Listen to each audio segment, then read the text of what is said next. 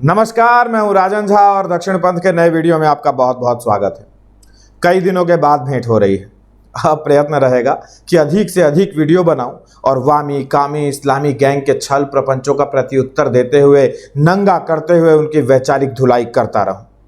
इस वीडियो में चर्चा करेंगे गुजरात यूनिवर्सिटी में हुए घटना को लेकर और जानेंगे कि कैसे हमेशा की तरह अपराध करने के बाद जॉम्बीज की एक प्रजाति विक्टिम कार्ड खेलने लगती है, जिसमें उससे मिलती जुलती अन्य प्रजातियां भी शामिल हो जाती हैं।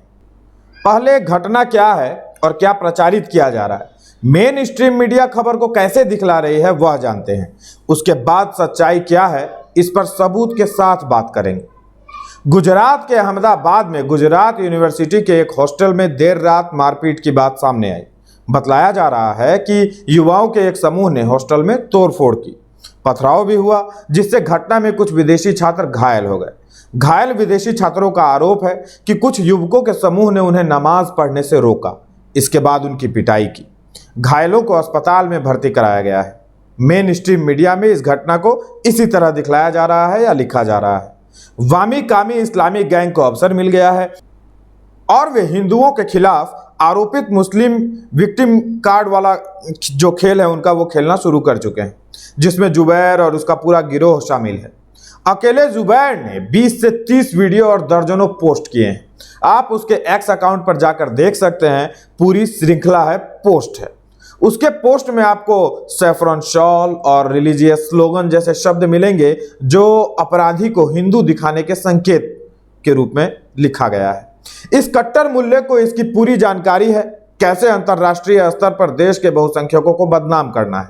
इसी बात का इसे ज़कात यानी चंदा मिलता है। इसके काम को आसान करने का काम हमारी मेन स्ट्रीम मीडिया कर रही है, जिसके बाद गुजरात सरकार या गुजरात पुलिस पर अतिरिक्त दबाव है और इसका परिणाम हम सभी को पता है कि क्या होने वाला है। अब आपके सामने इसी एक्स पर वायरल हो रहे एक और वीडियो को प्रस्तुत करता हूं, जिससे घटना स्पष्ट हो जाएगी। इसके पहले आपको बतला दें कि विश्वविद्यालय के छात्रावास में अफगानिस्तान, अफ्रीका, श्रीलंका और अन्य देशों के लगभग 300 विद्यार्थी रहते हैं। इनमें से 75 को छात्रावास के ए ब्लॉक में रखा गया है।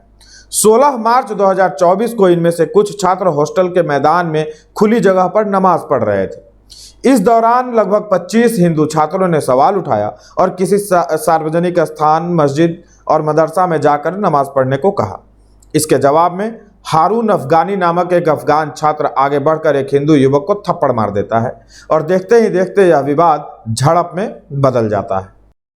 नमाज क्यों पढ़े भाई? इधर नमाज पढ़ती है, क्यों पढ़ती है? नमाज पढ़ने की जगह है कोई? मस्जिद है, मदरसे है। झड़प के दौरान पथराव किया गया और कमरों में तोड़फोड़ की घटना भी सामने आई। इस झड़प में कुछ छात्र भी घायल हुए हैं। पूरी घटना रात करीब 10 बजे की बतलाई जा रही है।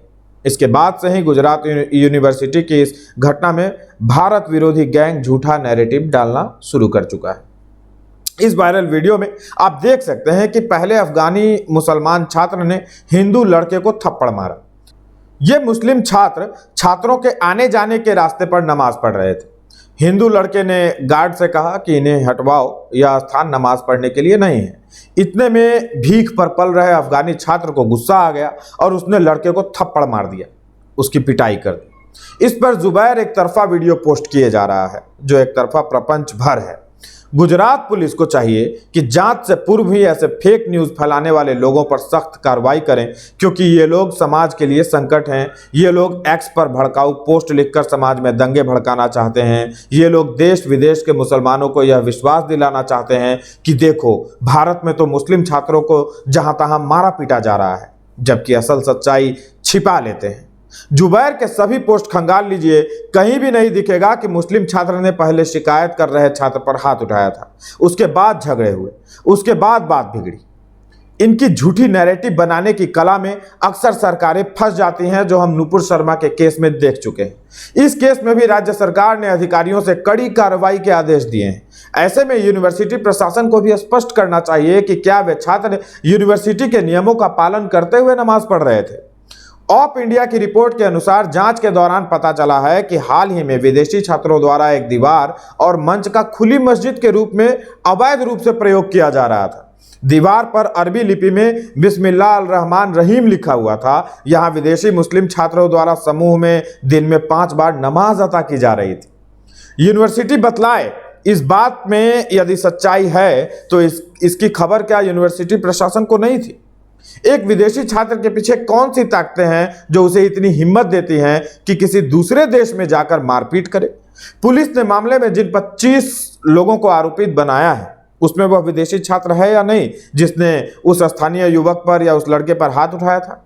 रही बात धार्मिक अधिकारों की, तो याद रहे अफगानिस्तान में तालिबान के आने के बाद कैसे सर पर रखकर गुरु ग्रंथ साहिब को लाया गया था हमारे देश में, कैसों सैकड़ों साल पुरानी बौद्ध की प्रतिमाओं को तोप से उड़ा दिया गया था उस देश में। ओवैसी जैसे मुस्लिम नेता खुलकर विदेशी मुस्लिम छात्रों के पक्ष में खड़े हो रहे हैं और वे होंगे। आप भूल सकते हैं, उन्हें याद है ये निजाम आर्मी वाले लोग हैं।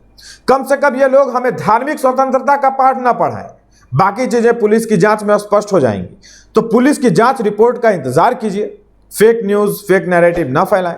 जुड़े रहने के लिए आपका आभार। सहायता करना चाहते हैं तो इस QR कोड को स्कैन करके सहायता कर सकते हैं, राशि भेज सकते हैं। जुड़े रहने के लिए आपका एक बार फिर से बहुत बहुत धन्यवाद, बहुत बहुत आभार।